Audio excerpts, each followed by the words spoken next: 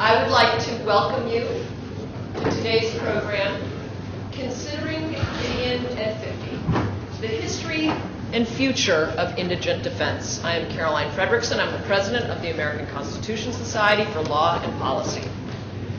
Some of you may not be familiar with ACS, although I hope that's very few of you, but if any of you are, you should know we are a nationwide network of lawyers, law professors, law students, judges, and policymakers who believe that the law should be a force to improve the lives of all people.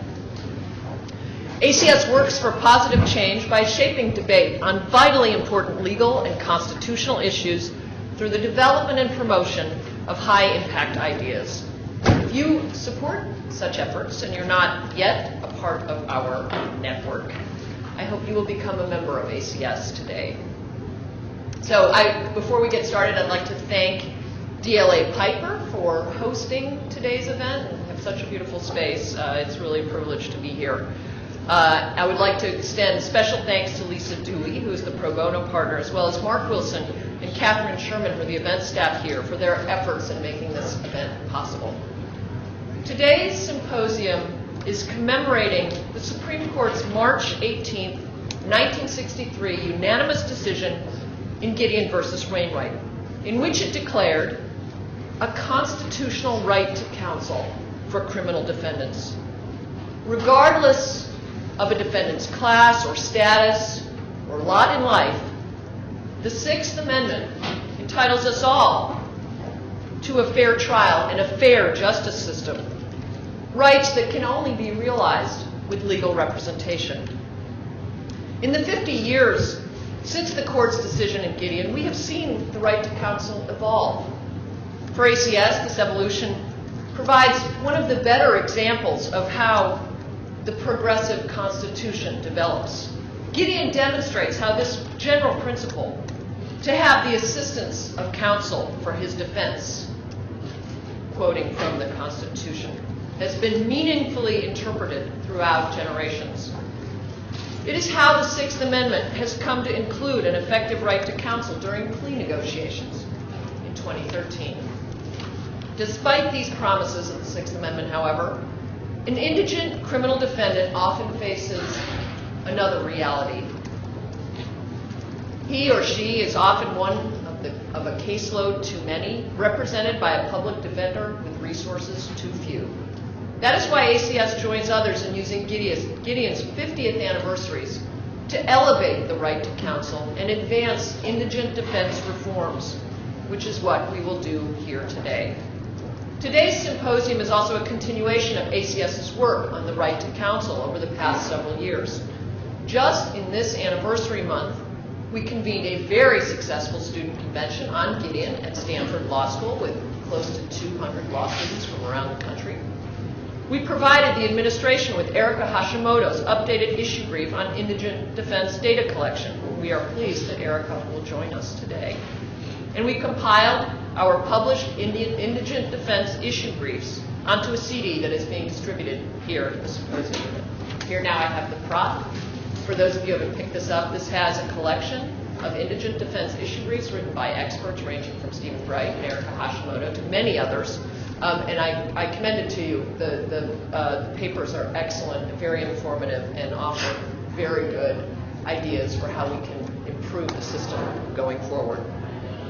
But before we focus on the recommendations and solutions, we must understand Gideon in its historical and constitutional context. I am therefore very pleased to introduce the moderator of our first panel, Peter Edelman, who is well positioned to do this. Peter is a professor of law at the Georgetown University Law Center, where he also serves as the co-director of the Joint Degree in Law and Public Policy and the faculty director of the Center on Poverty, Inequality, and Public Policy. He's the author of So Rich, So Poor, Why It's So Hard to End Poverty in America, a great book. I commend that to you as well. Very much enjoyed reading that. And Peter is the chair of the ACS Board of Directors. He is a graduate of Harvard University and Harvard Law School and was a clerk for Supreme Court Justice Arthur Goldberg when the Gideon decision was rendered. So please join me in welcoming Peter.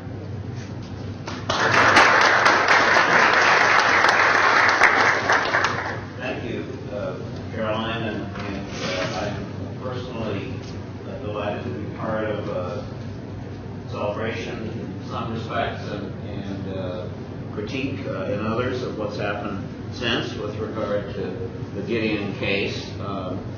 And we are very fortunate. It's true that I clerked on the court that year, which gives me some cachet, if I remembered things better.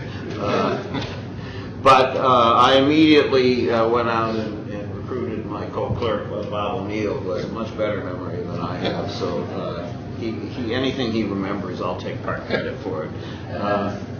Let me introduce this terrific panel. We have a combination, as you can see, of people who were, especially Abe Crash, but also Bob and I, involved in Abe's case fully in a very important way in the case. And then Steve Vermeil, who's written about Justice Brennan and covered the court for a long time. I'll say a little bit more in a second. And my colleague David Cole, who of course has written about so many things, but including about Gideon and the criminal justice system, who is the young person here. Bring this up to date. He remembers a lot. Yeah, you're noticing, aren't you? So a little bit more detail. David, as I said, is my colleague.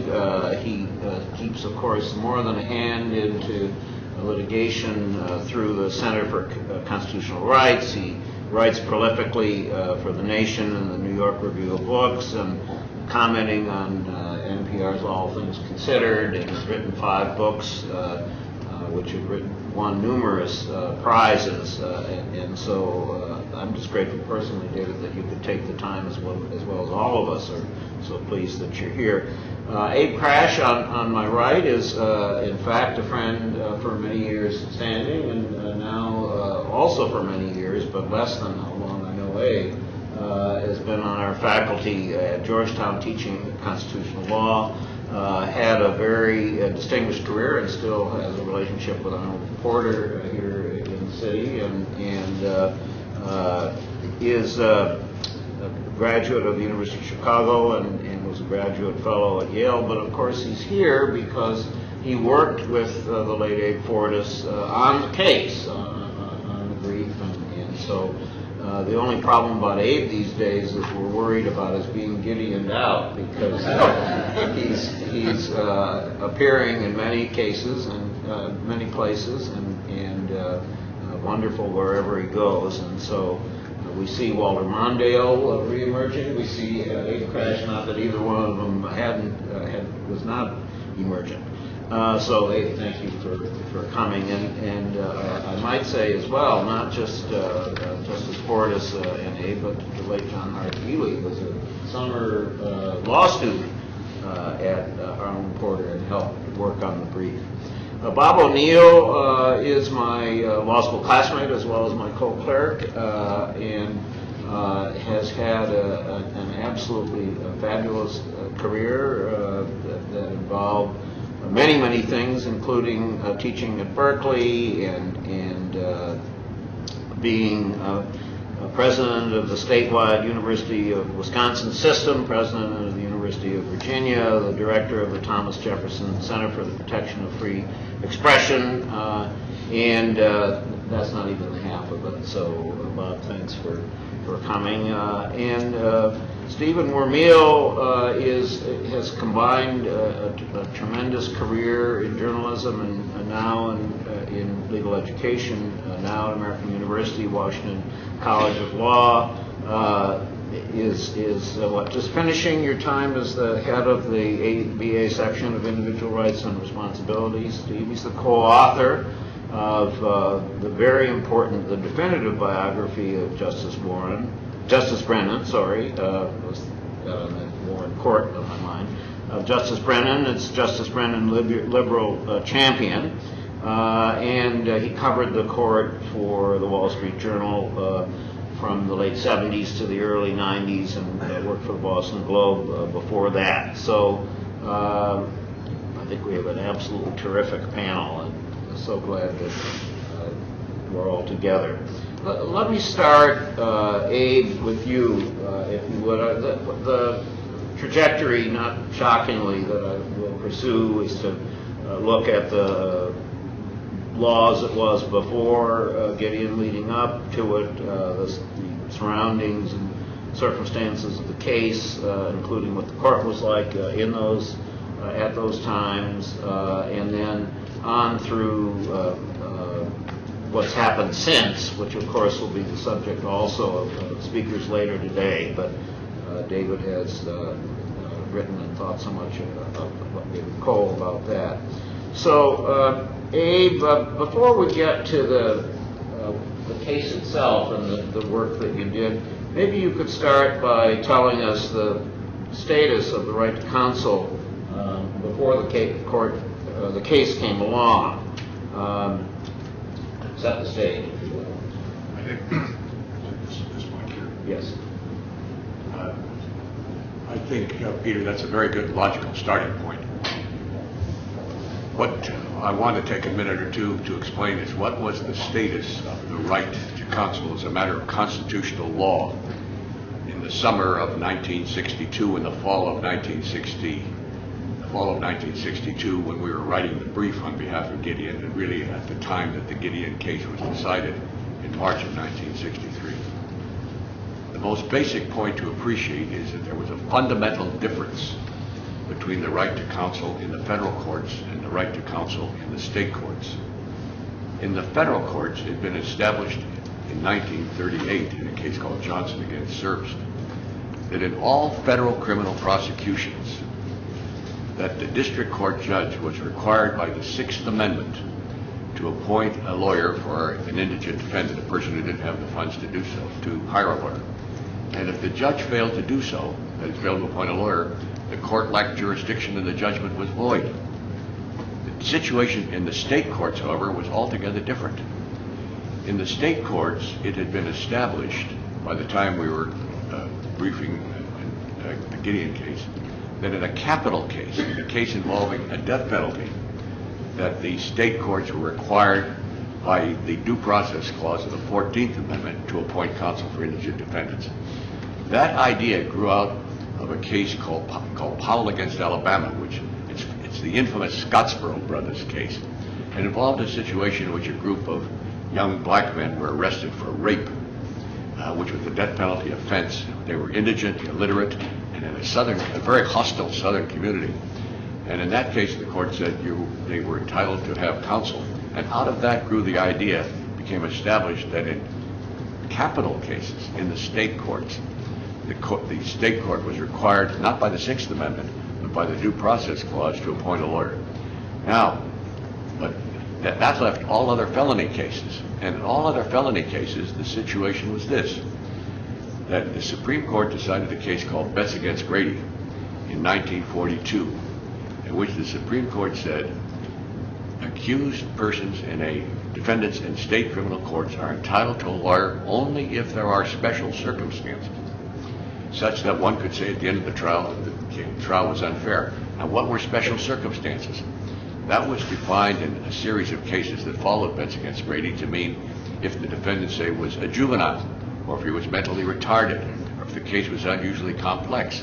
But that was only a very small percentage of the state felony trials. So, and the great majority of cases in the state courts, as of the time Gideon was decided, there was no constitutional right in ordinary felony cases to have counsel appointed. Now, in point of fact, in 45 states followed the practice of appointing lawyers for indigent defendants, not because the federal Constitution required it, but because the state constitutions required it, or state Supreme Court decisions required it, or state court rules required it. So there were 5 laggard outlier states, of which one was Florida, where Gideon was tried. And so in those 5 states, there was no right to counsel provided for indigent defendants. So you have to appreciate that the Gideon case really involved a very small loophole, basically. Now, of course, when the Supreme Court decided it was a constitutional right, by the 6th Amendment, 14th Amendment. That meant that it applied to all the states but pursuant to the U.S. Constitution. But so we were talking then about a very narrow window here in which there was no right to counsel. That's what the Gideon case decided. I would say, Peter, one other thing that I hope we will get to in a few minutes is one has to look not just at what was the right to counsel, but one has to consider what was the general status of constitutional law, what was going on in the Supreme Court at the time the Gideon case was decided. Now, I'll just take a minute about that. The Supreme Court at that time was engaged under Chief Justice Warren's leadership in a great effort to reform state criminal law. And I'm sure we'll be talking about this. And there was a tremendous dispute as to whether or not the Bill of Rights were incorporated or absorbed or covered by the Due Process Clause in the 14th Amendment. That was one of the critical issues we had to deal with in our brief. I think I should wait on that. We'll get to that. Yes, absolutely. And of course, we want to come back to you on the work that you did on the case itself with Justice Fortas. But Bob and then Steve, could you kind of pick up on what Abe just said and talk about the court? I think it'd be really good to have the context, not just doctrinally, but also a little bit on the human side, if you will, of the court at the time as you saw it from the Clerks' perspective with Justice Brennan. Peter, I should add, is this, yeah. Okay, we're on? Yeah. I should add that Peter and I not only go way back, but I do have the disability of remembering lots of usually useless details. And part of Today's your day. well, yes, indeed, as you will see momentarily. And one of the things I always remember, three things I remember about Peter, is that he persuaded me to co-chair the program committee for our 50th law school reunion. But Well, that was just a couple of years ago. okay, yes, but going way back, he and I spent a summer, both of us working in the same Chicago law firm, and most extraordinary, out of 515 people in that Harvard Law School class, the two of us were actually tied for class rank. So we were either cloned or somehow proceeded in parallel. The difference is that I finally retired, whereas Peter is still going on and continuing to do extraordinary work in areas in which he has. I'm just trying to catch up to you. I am happy to turn all of that over. Let me just You might talk about your relationship to Caroline, too. Oh, well, yes, Caroline's dad, George Frederickson, and I were debate partners starting in 1952 at Harvard. We went many times on the road. I never quite got to Sioux Falls, but we got almost that far because George grew up in Sioux Falls. And because he was teaching first at Northwestern and then ultimately at Stanford, we had a number of interactions. And sadly, I miss him in so many different ways because he was the author, for example, of Black Over White, which probably is his best known book of many. And he was really a precursor in terms of what we would now describe as African American history. In a sense, he really discovered and created that whole field. And I'm so glad to have had a chance finally to catch up with Caroline, because George and I do go back even 2 years earlier than we go back with Peter. Let me first briefly suggest a couple of not so obvious points about the Gideon decision and the context in which it emerged. I would say, for one, Mr. Gideon had the extraordinarily good fortune to have a major book written about him. Thanks to my Harvard Crimson predecessor, Tony Lewis, Gideon's Trumpet really established a literary historical context for the case that none of the other major cases on which we worked during the 1962 term. We had, for example, a habeas corpus case. That got no book. We had two major antitrust cases. We had two very major church and state religious freedom cases. None of those ever got a book published about them, as Tony Lewis managed to publish Gideon's Trumpet about Mr. Gideon. But it was a tumultuous year. Peter, of course, was originally appointed clerk to Justice Frankfurt, but a funny thing happened on the way to the transition, and happily, Justice Goldberg succeeded to that position. And with his ascent to the court, Justice Brennan, for the first time, really had a working, solid majority. Sometimes I've tried to describe what happened in those ensuing weeks. Of course, there was the controversy over the admission of James Meredith to Ole Miss, which probably got much more daily attention than anything else going on. But what I do remember during that period is that after this remarkable transition, I would describe the justices by sort of irreverent analogy to what happens when a kindergarten teacher is suddenly called out of the classroom and the kids take over. Because in a sense, I think that's what happened with the Warren Court in the fall of 1962. Dick Posner was my co-clerk. At the end of the term, the justice said, I haven't counted the numbers, so you guys must have them. How many times do you think I dissented in this term? And Dick and I said, oh, probably 12, 13 or so. He held up 3 fingers. He said, no, I dissented only 3 times. And this was at a time when there were 130 or 140 argued and decided cases. No more of the 65 or 70 stuff. In the old days, it was, and there were a lot of sort of throwaway cases. In any event, the context was of a term that was in all sorts of ways unique, and that unique quality carried through in so many different ways. The one thing that I would most especially like to share is an experience that I've never shared with Steve, with Peter, with anyone else here. Wait, am I going to have to rewrite the book now? No. You'll see why this fits. And I was going to ask how you react to knowing that this happened.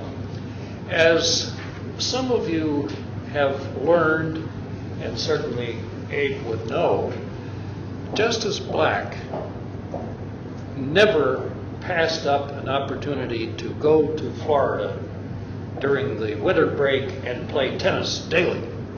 At least once, maybe twice a day. One of the assignments that Justice Black took with him was the drafting of an opinion in the Gideon case, to which the chief had assigned him. One day, our co-clerk, Dick Howard, who was one of Justice Black's 2 clerks, came bearing an envelope with lined yellow sheets, handwritten, and brought it to Dick Posner and me, and made very clear that he didn't really want us to read the draft. He wanted to get the draft to Justice Brennan as rapidly as possible, and specifically asked Justice Brennan to read the draft and then call Justice Black, which he immediately did.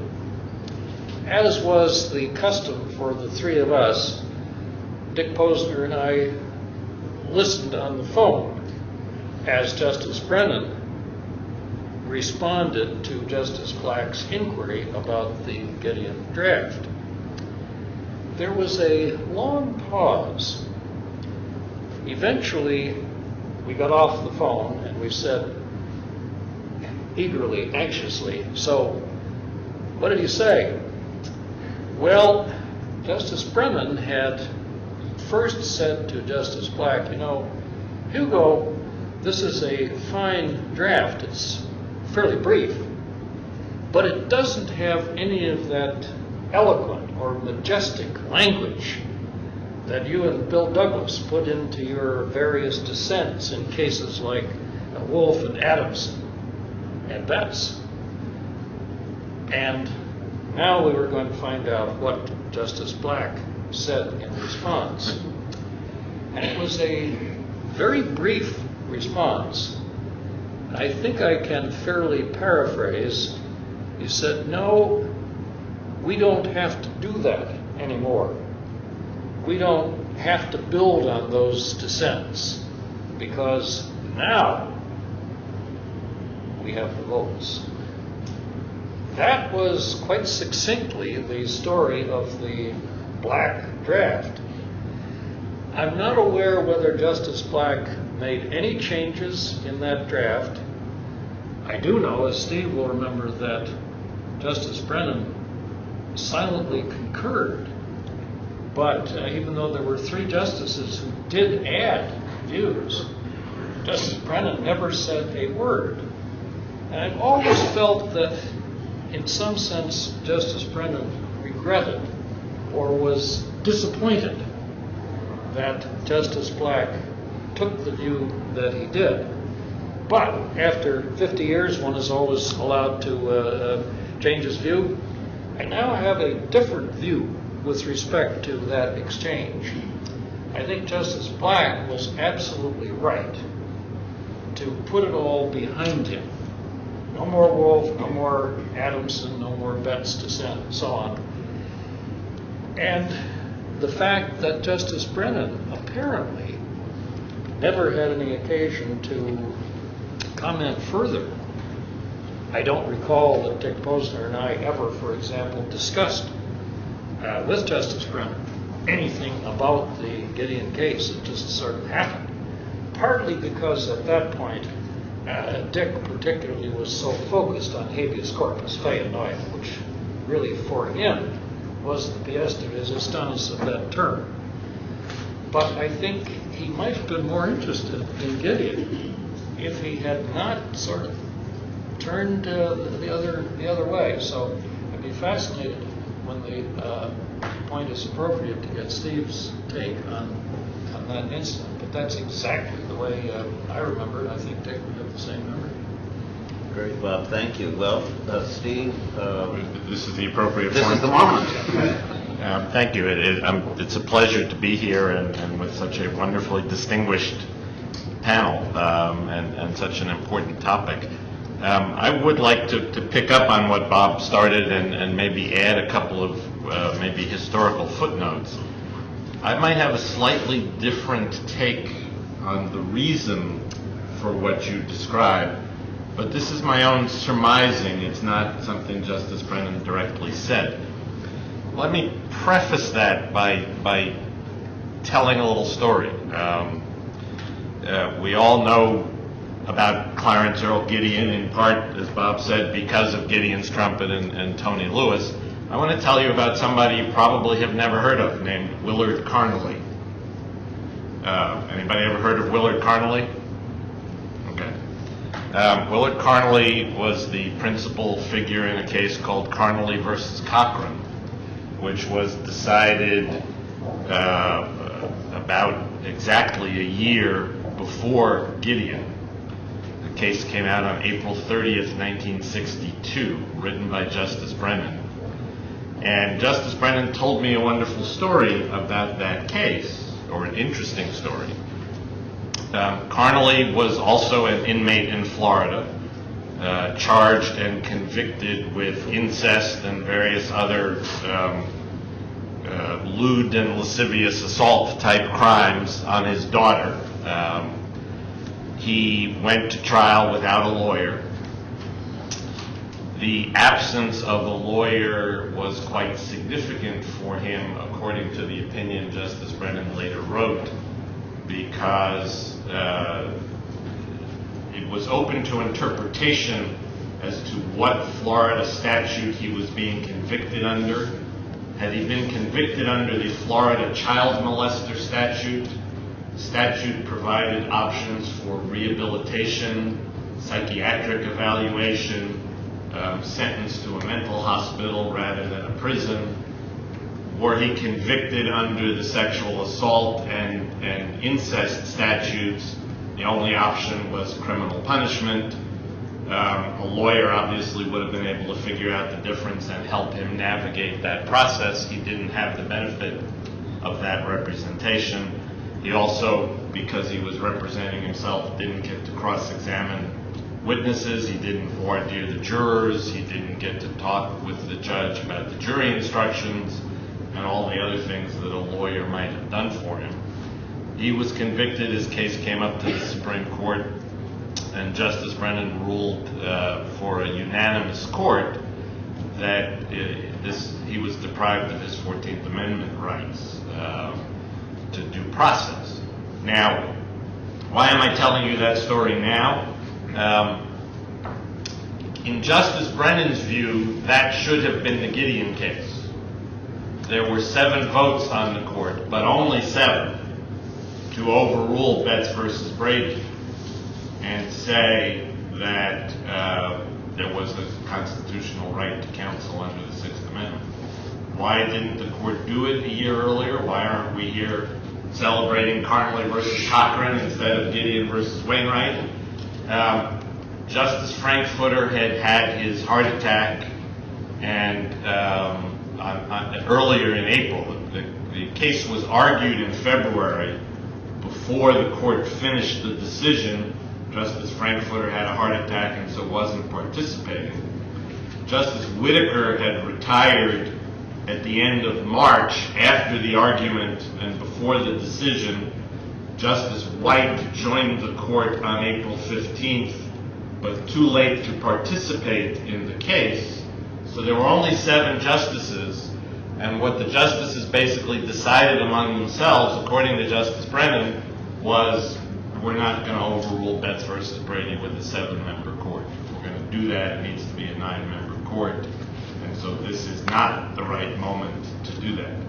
But if you take a look at the case, you will see that Justice Black, Justice Douglas, and Earl Warren joined them, wrote concurring opinions saying, you know, we're reaching the right result in this case, but we should be overruling Betts versus Brady. But they had agreed among themselves that they would not do that with a 7-member court. And in fact, Justice Brennan and I, this is sort of an interesting point, and I think it's a little too subtle for anybody to have picked up on. Abe, maybe you might remember this and have a different view. Justice Brennan went out of his way in the majority opinion to not mention Betts versus Brady. It's not cited anywhere in the majority opinion. And he thought that would be a signal to the bar that Betts versus Brady was not long for this world. As I say, I think that probably was a little too subtle for people to pick up on a signal, but that was his later reflection on how that played out. Lots of other things I'd like to talk about, but maybe I'll just leave that one there for now. Okay. Let me just say, in relation to Bob's story, a possible alternate explanation, and Justice Brennan never said this to me, but I wouldn't be surprised if he were disappointed that the assignment went to Black and not to Brennan, having come so close in the previous term. Thank you, Steve. David, I want you a little bit later on to talk about the subsequent events, but maybe you could add to this discussion of the sort of historical, constitutional, legal context at the time, being as you were the only person in the room who had also known about the earlier case, but just in general. Abe probably did too, sure. A little bit more on the context and framing and the point about which I think you made in a note to me about some of these other landmark cases of the time that really engendered a different reaction. Right. Well, when we teach criminal justice these days, we tend to spend about a day, if that, on the incorporation controversy, because it's no longer a controversy. But of course, in this period of time, it was the preeminent controversy, because what it really amounted to was a question of the extent to which the federal courts, the Supreme Court, and the lower federal courts would get into the business of actively overseeing and regulating the police practices of every police officer throughout the nation. And that was, and every trial throughout the nation. And you know, today we sort of take that for granted, and nobody really re-raises the incorporation debate. But at that time it was a major subject of controversy. The Bill of Rights was drafted with the intent to limit only the federal government. The idea was that the states have their own constitutions, they have their own mechanisms for regulation. We are creating this new federal government, and we need protections against that new federal government. That was the thinking at the time of the framing, and so it's Congress shall make no law in the First Amendment. And the entirety of the Bill of Rights was directed at the federal government. And so the legal question in Gideon, as it was in so many other cases in this period of time, was to what extent should the fact that after the Civil War Congress enacted the 13th, 14th, and 15th Amendments, to what extent should that shift in understanding about the need for federal rights protections vis-a-vis the states, to what extent should that mean that all those rights that were designed originally only to limit the federal government should limit the state governments? And it was a hugely controversial issue, in part because there was nothing in the 14th Amendment that said, we've now decided after the Civil War that we need the federal government to regulate the states, and therefore, heretofore, the first 8 amendments of the Bill of Rights shall apply to the states. They could have said that. They didn't say that. All they said was the states shall not deny equal protection of the laws or due process, or privileges and immunities, which had been very shortly after the adoption of the 14th Amendment read extremely narrowly. So the only language you could sort of tie your hat on was this notion that due process requires recognition of some or all of the Bill of Rights. And Justice Black took an extreme absolutist position called total incorporation.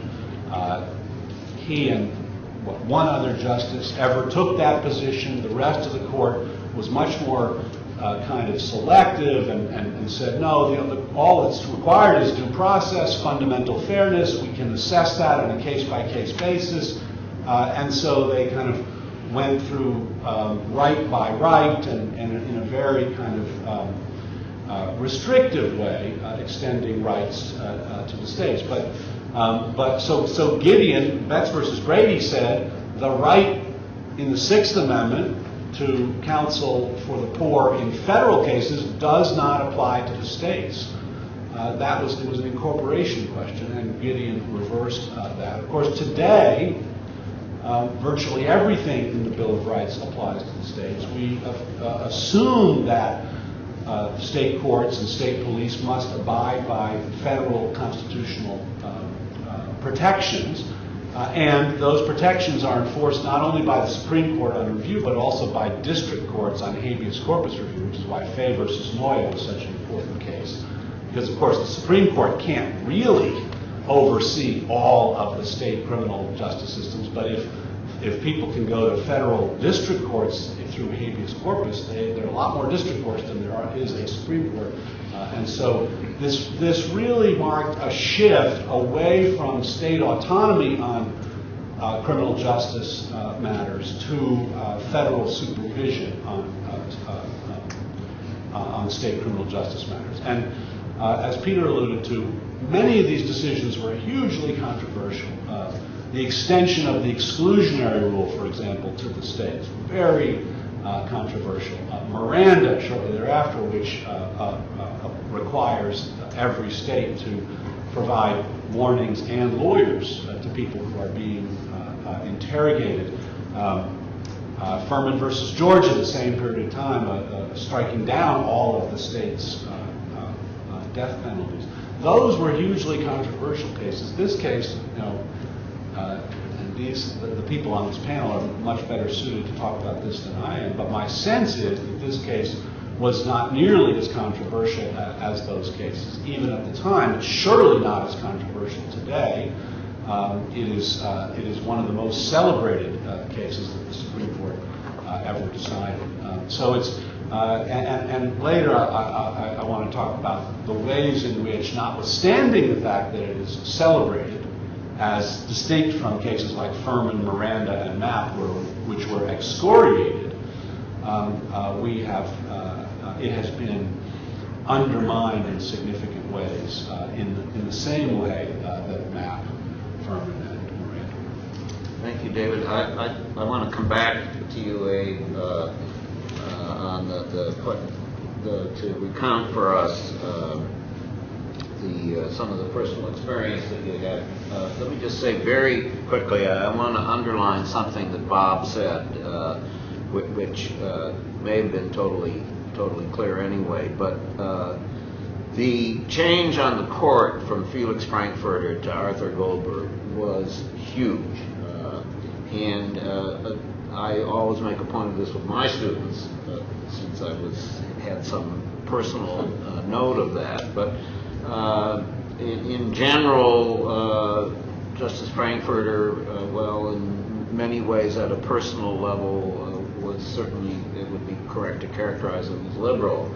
As a justice, much different in a variety of ways, in his concept of the role of justice and so on. But the bottom line was that in this area, for example, he was very committed. We don't know how he would have voted in Gideon. Perhaps he would have been part of the unanimous result. But he believed that there was not incorporation. That it was case by case in terms of the ways in which the 14th Amendment would carry the first 10 amendments through. So the real Warren Court, and this is what I really want to say as clearly as I can, the real Warren Court, Brown to the contrary notwithstanding, starts when Arthur Goldberg comes on the court and provides that fifth reliably liberal vote. So just to underline what Bob said. Abe, I don't know whether you want to add anything about the setting the stage, but certainly what we want to hear about is the terrific work that you did there. Well, it's a great story, so let me tell you what happened. When the Supreme Court granted certiorari in Gideon's case, you have to remember, it plucked Gideon's handwritten petition out of hundreds of informal paupers petitions. The court was clearly on the lookout for a case like Gideon's. The court did two things you have to bear in mind at the same time. First, it said, we ask counsel, request counsel for Gideon and the state in their briefs and oral argument to discuss whether Betts against Brady should be reconsidered. And secondly, the court entered an order appointing Abe Fortas as counsel for petitioner. Now, we don't know why the court appointed Fortas as petitioner to represent Gideon, because the court never gives an explanation for why it appoints lawyers. But let me offer you a couple of thoughts I've had. That's always been a mystery, but let me offer a couple of thoughts. Fortas was a very close friend of Justice Douglas, dating back to their days at the Yale Law School, when Douglas was a professor and Fortas was a student. And that close friendship had continued for many years. And Fortas also knew a number of the other justices. But I think the real reason he was appointed was this, that the court recognized that the Gideon case was an important case and wanted to appoint an eminent advocate to present Gideon's position. Fortas was a superlative appellate advocate. Let me say this, measured by any standard, any standard. Abe Fortas was one of the best lawyers of his generation. And he was not only was he known to be a superlative advocate, but he was also, I think, there was another factor which led to his appointment. He was widely known as a pro bono public interest lawyer. He'd been involved, for example, let me give you an example. During the 1950s, he was, for example, the driving force in our firm behind our representation of the government employees in the infamous loyalty and security proceedings. Many lawyers wouldn't undertake those cases because they were apprehensive. They would lose clients. But so Fortas was well known as a pro bono lawyer. Now, shortly, he was appointed in late June, and about the day after he was appointed, he summoned me to his office. And he said, I want you to assist me in helping me do the research and write the brief. I was at that time, I had come to the law firm as an associate in 1953, and I had worked closely with him on many matters for about 10 years at that point. So I was very familiar with him. And I remember very clearly what he said to me that morning when he said, I want you to help me. He said, look, I want to know everything about the right to counsel since the invention of money.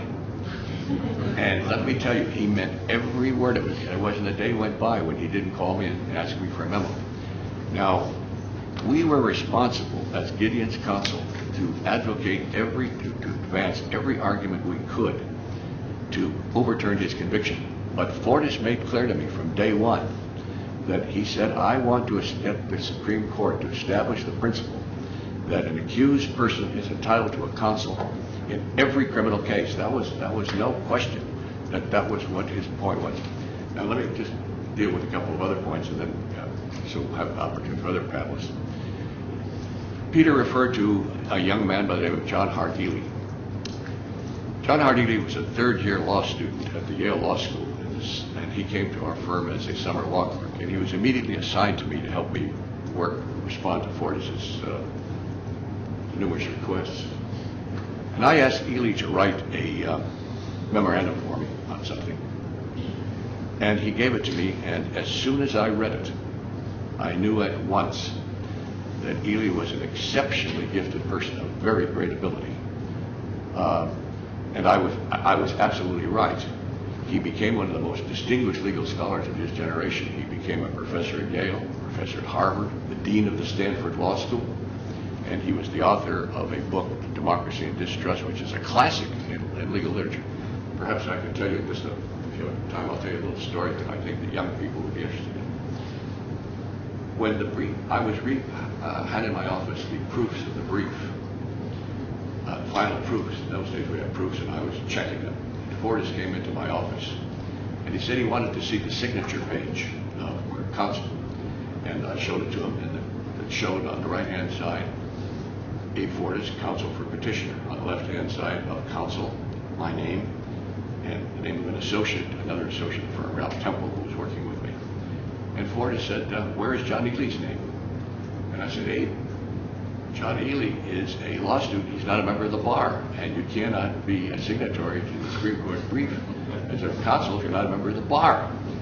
And Fortas looked thoughtfully for a moment. He said, look, I have an idea. He says, let's put an asterisk next to the word of counsel, and we'll drop a footnote. And he gave me a footnote, and the footnote said, counsel for petitioner wishes to acknowledge the valuable contribution made to this brief by John Hart Ely, a third-year law student. And that's how a third-year law student's name got into a brief, an extraordinary, an elegant brief. Fortas wrote the brief in a very famous case. Now, we had, let me tell you, say this, we had two great problems in writing the brief. First was, how do we address bets against Brady? Because if you looked at Gideon's case, there were no special circumstances. Gideon was a middle-aged man. He was literate. He was not mentally incompetent. And let me tell you, he had considerable experience with criminal matters. Now, so there was no special circumstances. It was a plain vanilla, run-of-the-mill case. Now, so the first thing was, how do we deal with bets against Brady? We knew that bets against Brady was on very shaky legs. We knew that from the fact that, as has been pointed out, four justices, Chief Justice Warren, Douglas, Black, and Brennan, made clear they thought it should be overruled. Secondly, the fact that the court itself granted certiorari was an indication that at least 4 justices thought that whether or not a person has a lawyer, an indigent lawyer in a state court, was a serious and substantial question because they granted certiorari. And finally, the very fact they asked us to brief the question of Betts against Brady was a clear signal. Now, in our brief, we attacked Betts against Brady head on. We said it should be overruled. Now, the basic question in the case was whether or not, let me say this, we said, look, we had challenged the basic premise of Betts against Brady, which is that you can have a fair trial without a lawyer. We said that a lawyer is indispensable. And look, a layman cannot possibly know whether a charge is, an indictment is valid, whether a search and seizure is valid, whether confession is admissible, how to cross-examine witnesses and so forth. So we attacked the whole Brady structure right directly. That was our main point.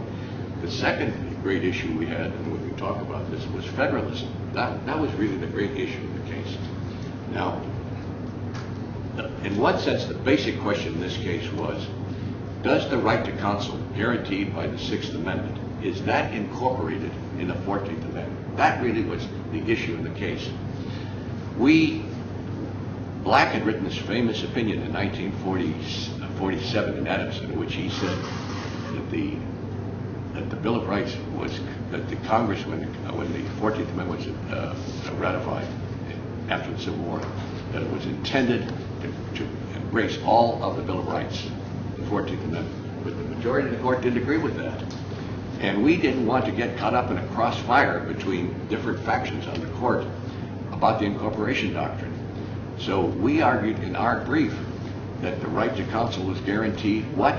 By the due process clause of the 14th Amendment standing on its own bottom, independent of the 6th Amendment. That was our argument, basically, in this case. I wanted to say one further point. We'll get back to Justice Black. Justice Black was preeminently the right person to be assigned this case, in my judgment. First of all, he had written the decision in the Zerks case, Johnson against Zerks in 1938, holding the federal courts have to give counsel. He had dissented in Betts against Brady and wrote a strong opinion then, and he had made clear prior to Gideon that he thought Betts against Brady should be overruled. Now, I happen to think the opinion was superlative for this. It's a very simple opinion. It's typical of a lot of opinions Black wrote. It's short, it's understandable to a layman, it's free of legal jargon. And there are 2 points in this opinion by Black. First of all, you can't have a fair trial without a counsel. And Black knew that from personal experience because, bear in mind, he had been a police court judge, a defense lawyer, and a prosecutor in Birmingham, Alabama, a tough steel town. So he knew from personal experience among the justices there how important a lawyer was. The second theme in the opinion was that justice should not be determined by how much money a person has, that poor people are entitled to a fair shot. Black, to Justice Black, the lawyer was not a luxury, it was a necessity. It was just unthinkable to him that you should be deprived of a fair trial because you're too poor. So I think of the opinion very highly. I mean, it's simple, direct, and it makes the point very clearly. So I happen to be a very great fan of Justice Black, as you can tell. Thank you, Abe.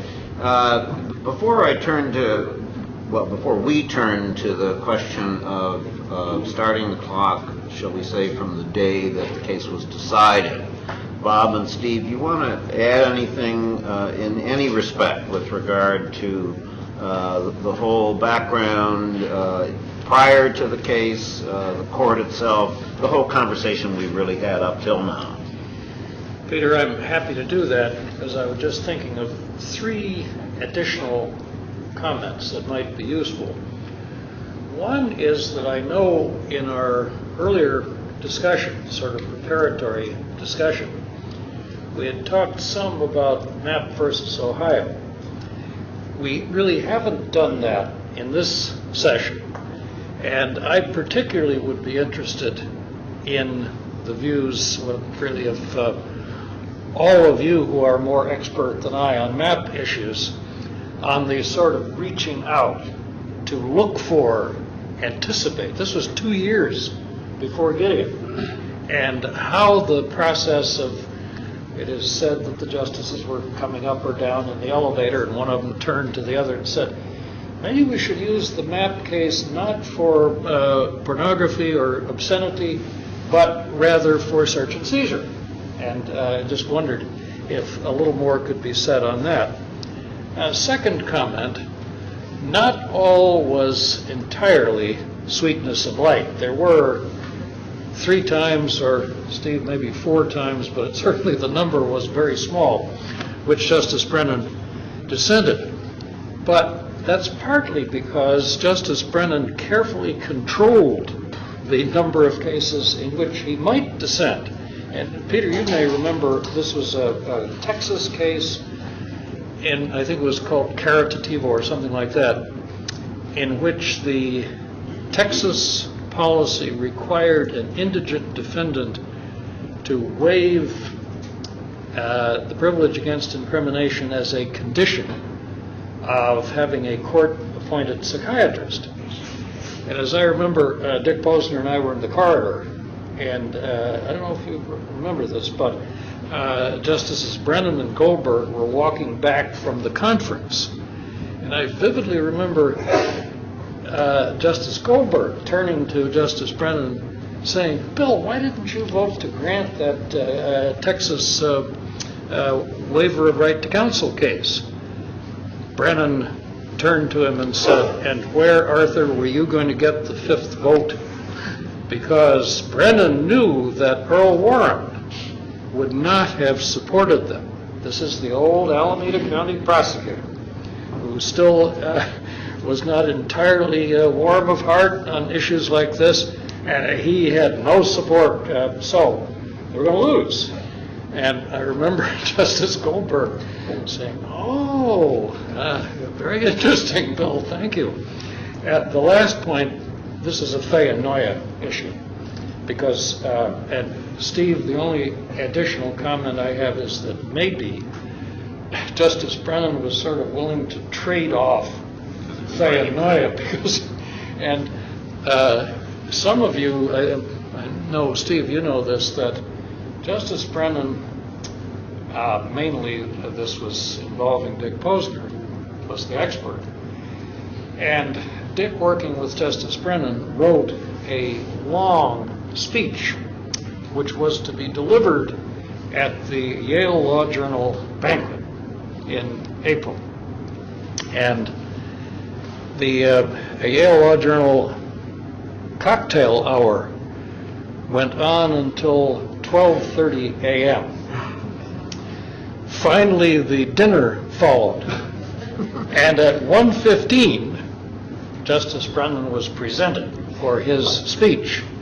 And he looked around and said, "I suspect, given the time of the evening, you're all assuming I will dispense with or briefly summarize my speech." "Wrong," he said. "You're going to listen to every word of it, because I really worked hard on this speech. It's an important issue." And he was talking about Fayanoia. And at 1:45 or 1:50, Justice Brennan finished his speech. I have no idea how many Yale Law Journal editors and faculty were still in attendance, but when he said, "Wrong, you're going to listen to every word of it," he meant it. Yeah, I would just add a couple of quick things. I don't disagree with anything anybody has said. I'll just add a couple of additional notes. On the point about the importance of the arrival of Justice Goldberg, in the Brennan book, we talk about how Frankfurter used to derisively refer to the 4 liberal justices before the arrival of Justice Goldberg. At the time, the largest advertising agency in the world was called Batten, Barton, Durstein, and Osborne, BBD&O. And Frankfurter used to refer to the liberal wing of the court as BBD&W, Black, Brennan, Douglas, and Warren. And they didn't have a 5th vote. They often got a 5th vote, sometimes Clerks, sometimes Stewart, sometimes Harlan, but they couldn't count on it.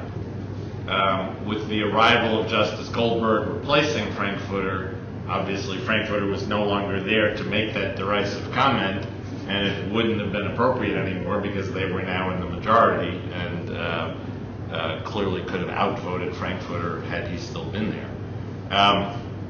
Abe, I totally agree that I think, Black was the right person. My suggestion was really that Brennan might have been disappointed, but not that it was the wrong choice.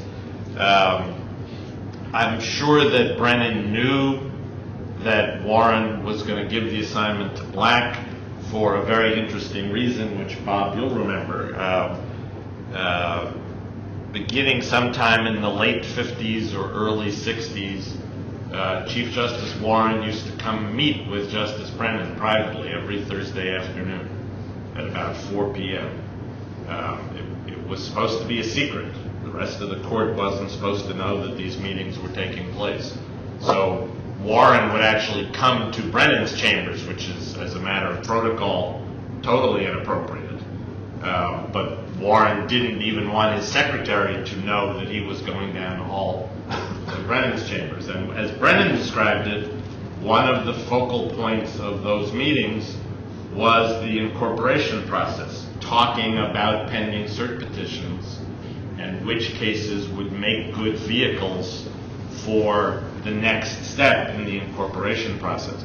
So while I can't document this, I have no doubt that Brennan and Warren talked about the pending Gideon cert petition.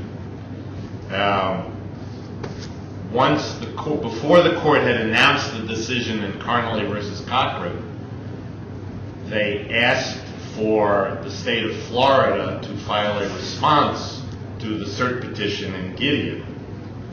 So my take on that would be the court now has decided Carnley versus Cochran. They haven't announced their decision yet, but internally they know that they're not going to get to Betts versus Brady.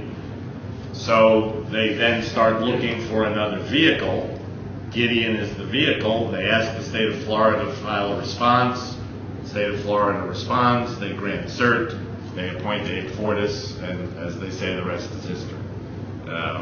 Now, Warren was also meeting with Black every week at the same time, and so there's no doubt that Brennan would have known that Warren wanted to give this assignment to Black. There's no record of those meetings, so I can't say, gee, he protested or said, Chief, I'd like to write that one. It's possible. There's no way to really know that. Thanks, Steve. Well, let's move on, David, to the subsequent history, and of course we'll have other discussion through the rest of the day here. One point about Justice Black, really not even of the importance of a footnote perhaps, but it's interesting, apropos of your points you made, undoubtedly true about how much Justice Black cared about legal representation. Later on, as he gets a little more curmudgeonly, so you come to Goldberg v. Kelly, for example, the case about having a right to a hearing before your welfare gets cut off. Black dissents, and he says, the next thing you'll be doing is giving these people lawyers. So you can look it up, as they say. David, well, you know what you're going to talk about. Strickland is in there somewhere, and a lot of things. Yeah, so first of all, I just want to say that it's an incredible privilege to be on this panel with people who made history, and this really is one of the court's truly great decisions. It's not a coincidence that it was made into a best-selling book, and that we still require, many high schools require their students to read it, that it was made into a movie starring Henry Fonda, because it really is a great story. It's kind of a classic American story, right? Somebody who has nothing, who handwrites a note to the Supreme Court. They treat it as a petition for cert. They assign one of the best lawyers in the country to represent him, and then they unanimously announce that, in fact, every poor person has a right to counsel in a criminal trial, because otherwise you can't have a fair criminal trial. And then, even better, the case goes back on remand, and Clarence Earl Gideon, who was convicted when he represented himself, is now represented by a lawyer, tried, and acquitted. So, it's just an incredible story, and it's really great to be here with people who were engaged in it at the time.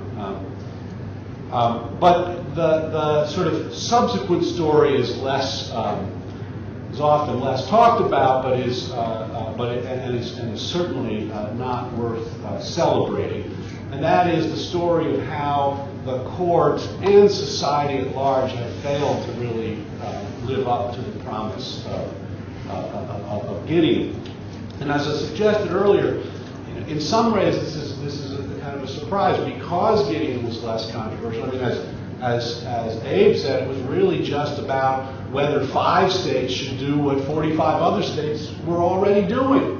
So it wasn't like the Supreme Court announcing that 41 states that refuse to recognize gay marriage must recognize gay marriage, or that the entire South must be desegregated. It was about outliers, and it was a unanimous opinion and didn't cause the kind of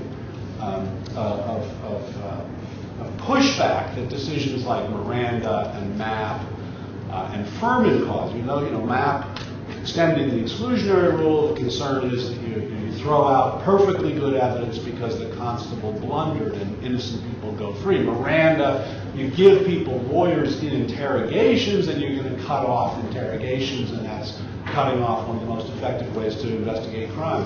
Furman versus Georgia, the court strikes down a punishment, the death penalty, which is recognized in the Constitution. So those all caused tremendous opposition, criticism of the court, etc. This one, not so much. And yet, this one, like those, has been undercut in significant ways. And really, the two most significant ways in which the court undercut the right to counsel was, one, by saying that it is limited to trial and the first appeal in a criminal case. And thereafter, criminal defendants have no right to a lawyer. And in a serious criminal case, there are about 11 stages of that case. The trial in the state trial court, the appeal to the state appellate court, there you get a lawyer if you're poor. But then there's a petition to the state Supreme Court. You can then petition to the U.S. Supreme Court. Then you file what's called post-conviction proceedings in state court to address questions that couldn't have been litigated in the trial itself. That's it. There's a trial court level, there's an appellate court level, and there's the state Supreme Court level. None of that do you have a right to a lawyer if you're poor. And then the federal habeas corpus process, in which you're allowed to raise constitutional issues that you lost on in the state court process, and there too you have no constitutional right to a lawyer. So on the one hand, the court says, there can be no equal justice. The kind of trial a man gets, or the kind of appeal a man gets, depends on the amount of money he has. On the other hand, what poor people get is a lawyer at trial, a lawyer on appeal, and that's it. For the rest, the next 9 stages, they're on their own. Whereas rich people have the right to have lawyers all the way through. The second and probably more significant way in which the court really undermined the promise of Gideon was by failing to impose a meaningful requirement that the counsel be effective. They have ruled that counsel must be effective, and if you get a lawyer, but he is constitutionally ineffective, you have been denied your right to counsel. But they then they sort of set the standard, the bar for what constitutes effective assistance of counsel extraordinarily low. I'm basically saying we presume that the level of counsel that people get is effective. And so in order to show that your counsel was ineffective, you have to show that your counsel fell far below the norm. Far below the norm. And that the counsel's ineffective performance prejudiced the result in your trial. Also very, very difficult to show. And the effect of that, by accepting what's out there as presumptively effective, is to put no pressure on the states, or the federal government for that matter, to fund indigent counsel in any meaningful way. And so, yeah, they have to put a lawyer in the courtroom, but they don't have to pay that lawyer enough that he will be, he'll have the means and the ability to defend the case effectively. So, for example, just to give one example, Virginia, you have a right to a lawyer in a misdemeanor case, but the cap on what Virginia will pay that lawyer is $112. Not $112 per hour, $112 per case. For a felony case, the cap is $395.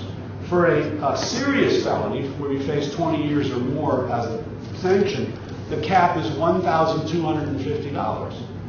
Well, if you think about the amount of time it takes to do a serious felony case, often hundreds of hours, and the most you can earn is $1,250. You're not earning very much, and so you don't attract the best lawyers for those kinds of cases. And then that, because virtually the vast majority of defense attorneys in criminal cases are appointed indigent defense attorneys, they set the bar for what the norm is, and you have to show that your lawyer fell far below that norm before you can demonstrate ineffective assistance of counsel. In Kentucky, I don't know if this is still the case, but in the late 90s this was certainly the case.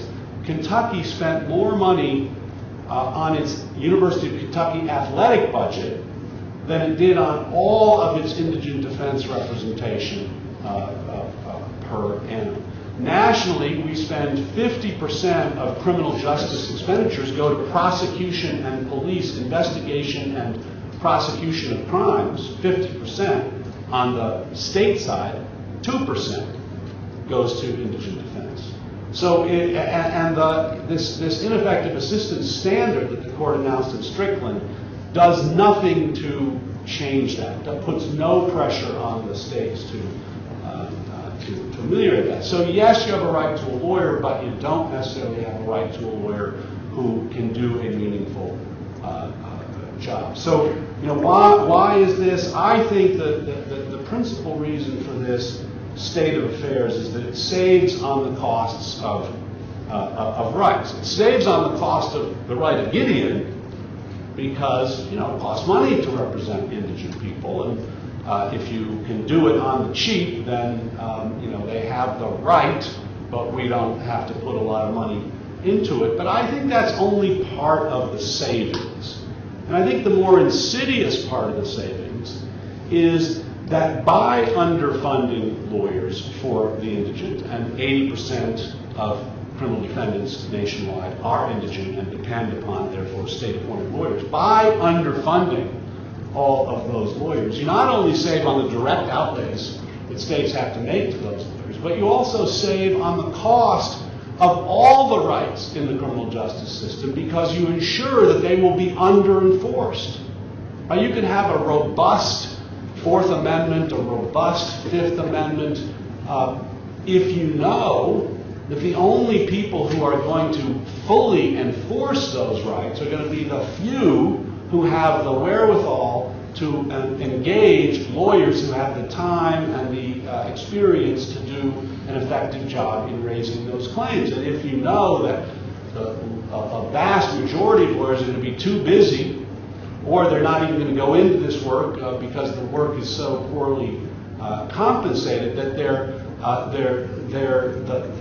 going to be left with lawyers who are not particularly good, then many Fourth Amendment claims, many Fifth Amendment claims, many Sixth Amendment claims will just go by the wayside because the lawyers fail to present them. So in this way, we can sort of have our cake and eat it too. We can have a constitutional system that proclaims equality in ringing tones, and maybe not as ringing as Justice Brennan would have written, but nonetheless in ringing tones, proclaim equality, but not pay the cost of that equality, and particularly not pay the cost of that equality in a way that really builds in a double standard into the criminal justice system so that the rich are able to invoke a whole range of rights that we know going forward that the poor will not be able to invoke because they don't have lawyers who have the skill or the wherewithal to bring these cases. And I'll just close with one story that I think illustrates this latter and I think more insidious kind of cost savings, and that is the capital defense resource centers, which was a system that Congress created in the 80s, 1987, created these capital defense resource centers. And the idea was, you know, there's all these capital cases out there. They take really experienced lawyers, and if you just appoint, you know, Joe Schmo to represent a capital case, he's going to have, and he hasn't done it before, doesn't have the kind of experience, he's going to have to learn from square one. It's going to be expensive, he's not going to do a great job, and it costs a lot of money, even if you're not paying them very much per hour, because they have to, you know, learn by doing. So instead what we're going to do, Congress said, we're going to create like legal services organizations that are focused on capital defense. And they will therefore have lawyers who we pay nothing, $27,000 a year was the salary. We pay them very little, but they're people who are repeat players. They develop the experience. They know how to do these cases. And so it's a cheaper way to represent the indigent. And we had that process in place for 10 years until 1996, when Congress defunded the capital resource centers. And why did they defund them? Because the lawyers were doing too good a job in raising constitutional objections to the imposition of the death penalty, and therefore, in the words of one, the sponsor of the bill, they were frustrating the implementation of the death penalty.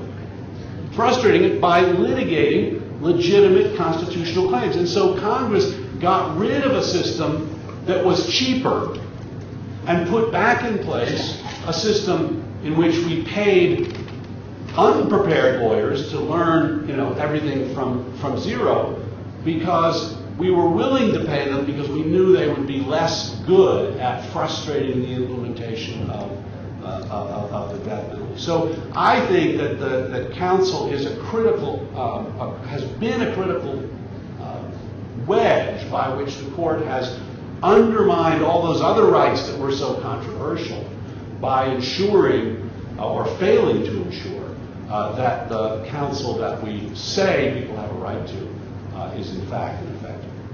Thank you, David.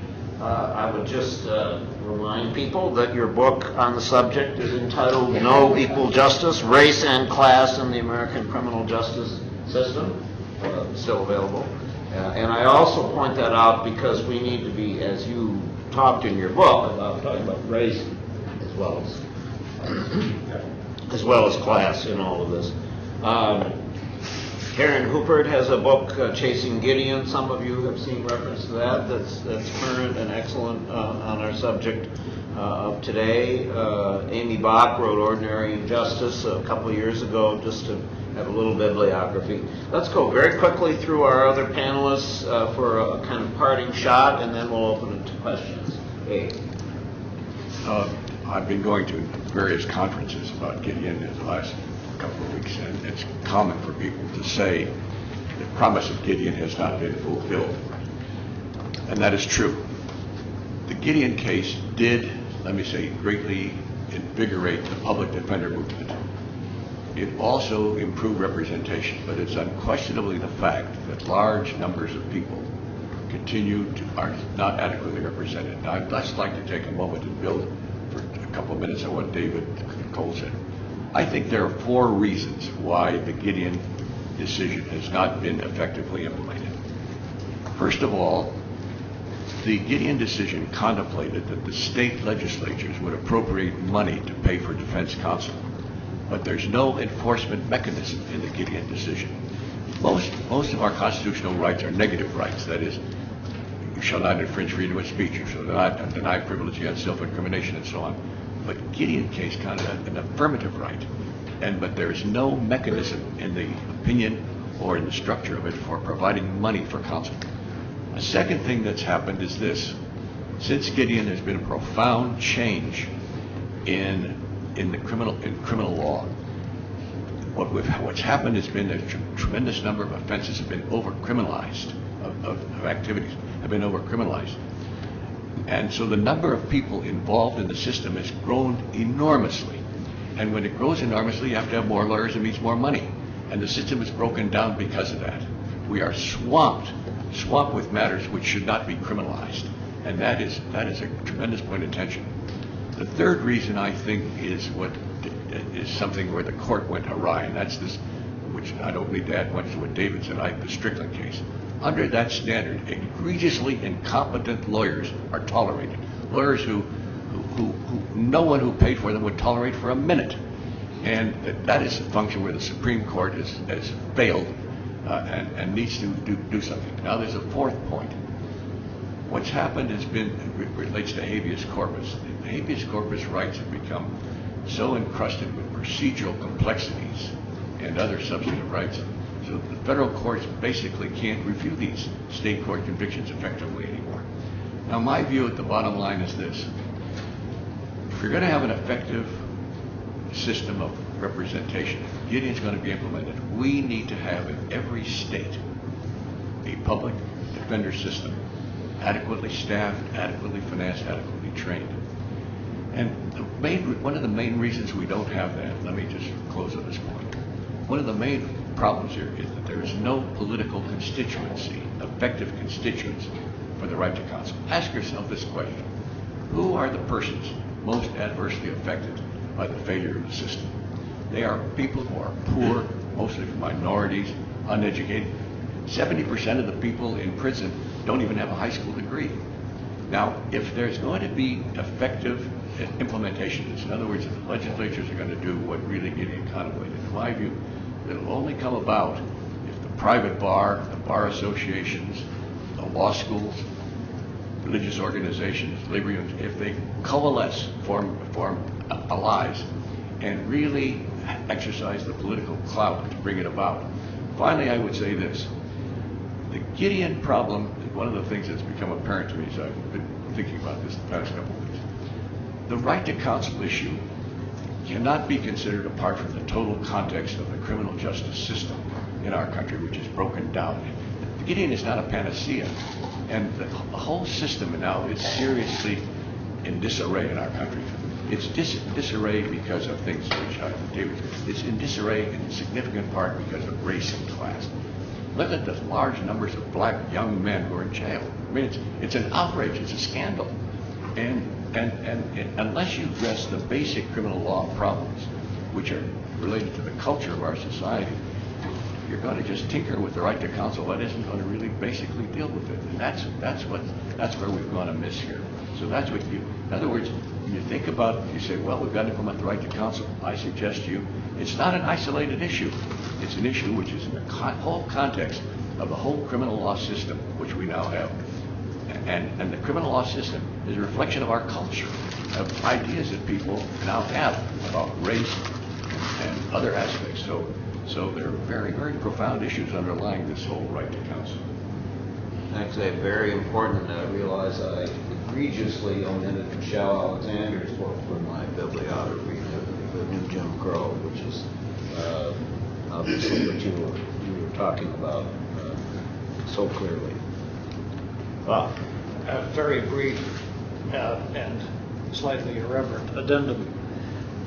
I so much enjoyed learning from Abe in the perspective that he has shared with us both on our pre-conference call last week and today. This is, for me, after 50 years, this is a genuine kind of Renaissance insight.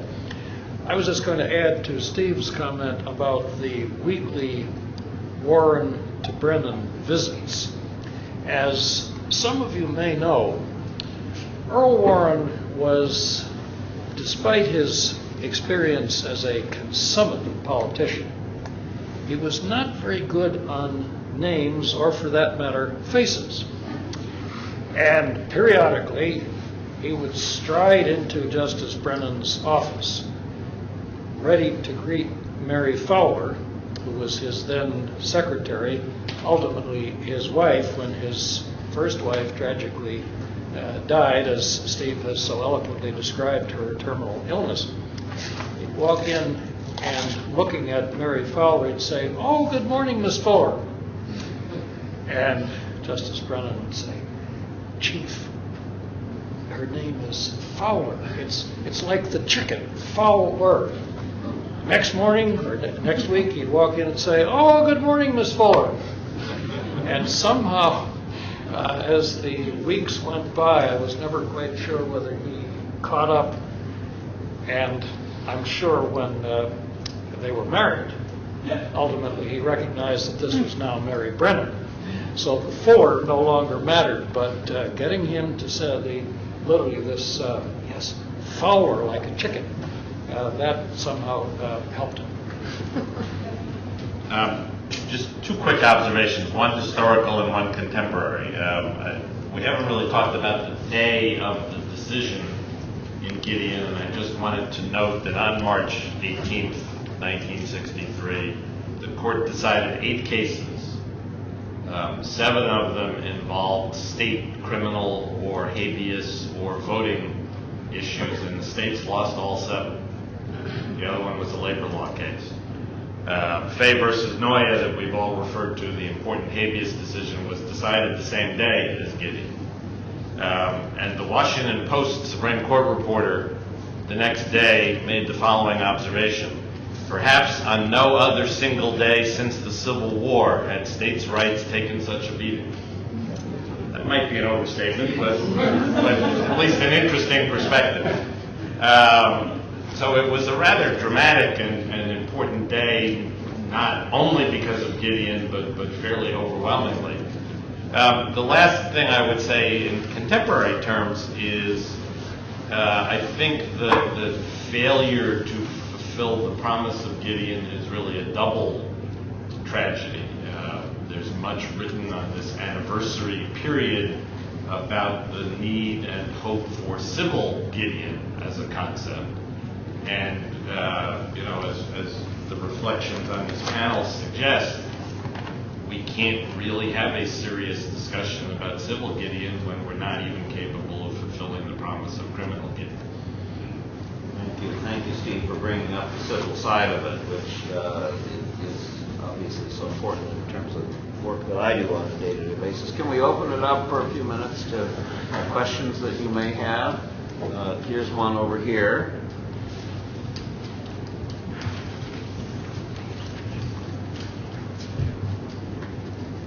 Hi, my name is Elaine Middleman, and this is just overwhelmingly impressive. So, thank you all for your great experience.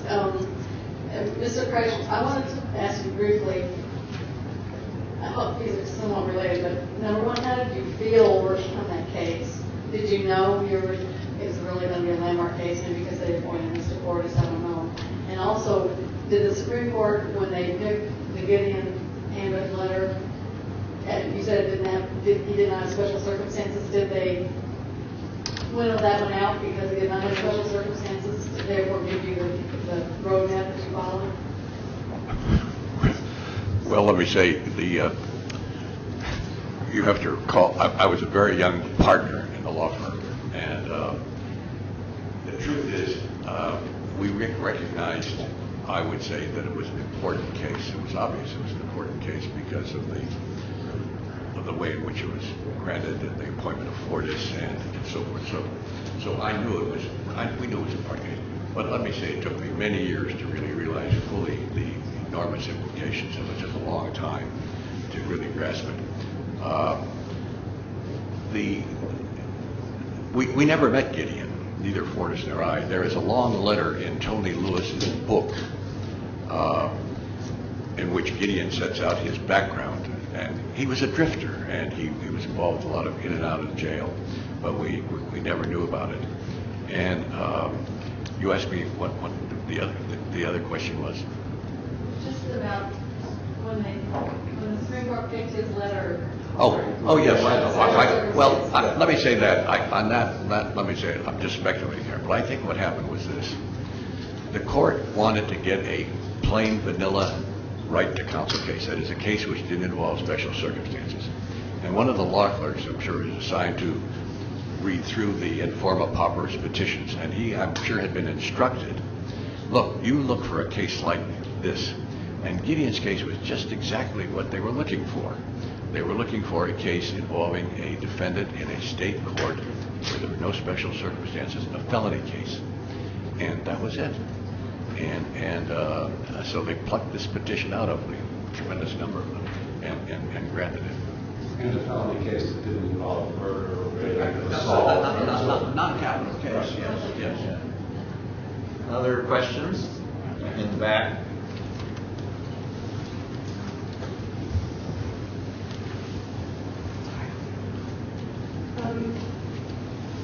Well, first, on this point, I would second the endorsement of Karen Hubert's book. She actually got to talk to the clerk who was involved in the selection. I think there's more story in there. But I have a question, just as people have sort of seen, in particular, Strickland unfold, because I get to teach, and so I get to read Strickland every year, and I'm struck by how hopeful they actually sound, that they are imposing something much more significant than as we think of Strickland now, right? It has sort of become a parody of itself.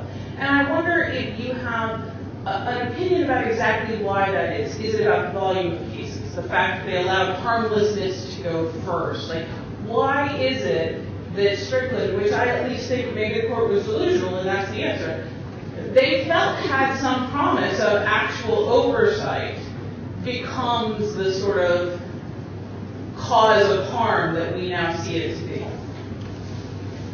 I don't read it as them being all that hopeful. I think they rejected some lower courts, the Court of Appeals decisions, which had taken a different approach, which had basically said there are certain minimal things that you have to do to be an effective lawyer on a particular kind of case. And we can look at ABA standards and things like that, and if you don't do them, you are ineffective. And the court says, no, we can't be second guessing counsel, and we don't want to be playing Monday morning quarterbacking, and it would interfere too much with the art of lawyering to tell people that they should, for example, research the case or talk to witnesses. And so they rejected that kind of approach for this approach, which says, we presume that the lawyering out there, by and large, is effective, and our job is only to identify those,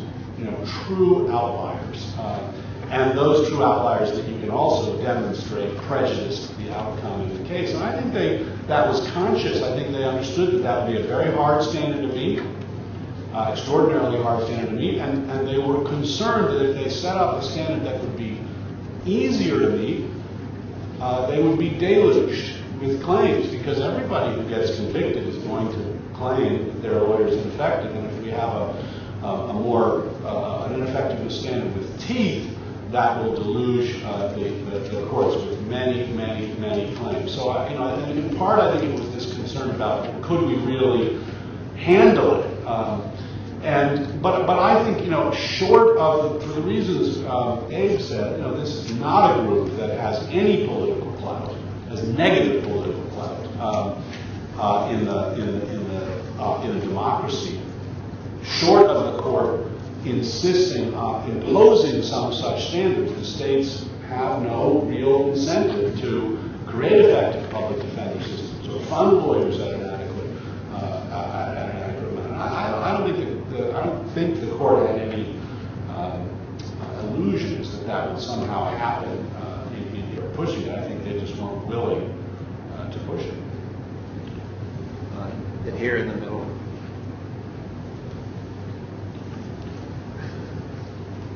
Andrew Klein, I'd like to take this to the general public audience, particularly where Professor Cole is concerned.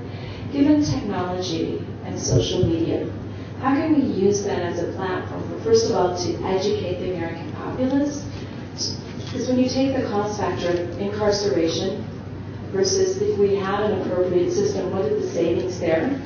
Not just on monetary, but also on social value. And then what are you doing with your students with regard to how do we go and do the push? Because the reality is the money's not going to be there to the degree that we want. So how do we use crowdsourcing? And how do we use social media in its purest form, but in an effective manner? now you've asked a question that will surely stump the panel, since we're all post-social media generation, very pre-social media generation. But I guess I agree with Abe that Abe's last point, which is that this is not a constituency that has power of its own accord, and that puts the onus on those of us who have some connection to the system, and particularly the bar, to push for reform. And I think you can do it through programs like this. You can do it through teaching students. You can do it by encouraging students to go into criminal defense work. You can do it as Steve Bright in the Southern Center for Human Rights did in Georgia, by shaming, by telling story after story after story of absolutely atrocious lawyering in the state and shaming the Georgia legislature into adopting a public defender system. You can do it through things like the Innocence Project, which I think have done a tremendous amount to demonstrate that not everybody who is convicted is guilty, and that we do make serious mistakes, and that people lose years and years of their lives through a system that is supposedly fair.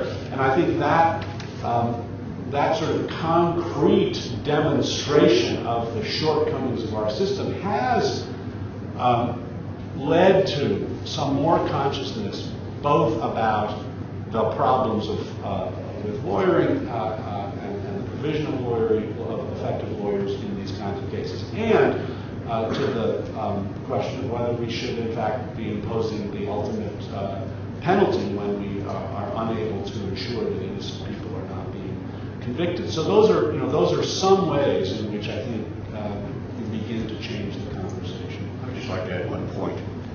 We're in a period of very great budget constraints on the states, and representation of indigent defendants, let me tell you, is a very low priority given the other needs of each state budget. One of the paradoxical things in all this, I think, is this. The criminalization and locking people up is far more expensive to the state. You think of the costs of when you now put people in jail, it's enormously expensive. It's far cheaper to have lawyers who are present who would get people who should not be sent to jail, or whose sentences should not be as long as they are, and so forth. The state would save a lot of money. And somehow we've got to convince them of that. But it's a very difficult process to get state because built in, as I said, this tremendous cultural feeling of they're guilty, lock them up. That there's that. There's a very punitive, very harsh. It's also, let me say, I have to be very blunt about this, very much affected by race and class. That's underneath all of this. And so changing it is a very tough proposition, but I think David has outlined some ways you can do it.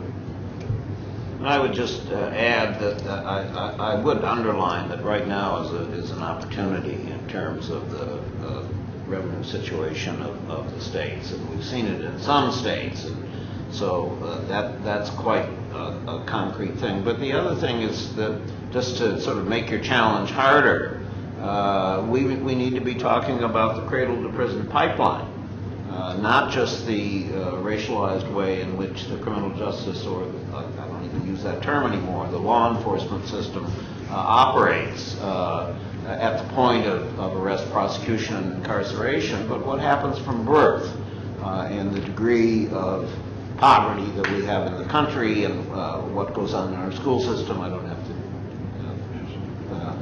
do all the details, we know, but that's where the strategy, the efforts, the organizing, the creation of the politics, the sense of responsibility. If you look at all of the people who you would think have a self-interest in all of this in terms of leadership in various communities in the country, and how little they do, let alone the broader society, there are people who could speak up who might be effective. Just one more quick element, which is a piece of this. I mean, Justice Brennan gave a speech right before Gideon was decided that Bob helped write, in which one of his themes then, 50 years ago, was that we needed to make it more respectable in our society to do criminal defense work, that we needed to stop looking down on the lawyers that wanted to do that work. I think we've made a lot of progress in that field, but one of the things we're up against now is law students graduating with $150,000, $200,000 in debt, can't afford to go do indigent defense work. I think we are at a point where we have to stop. Is that right, Caroline? Sorry to say, anybody who has questions, we can certainly take them in hallway conversation. So thanks to this fabulous panel, everybody, for participating.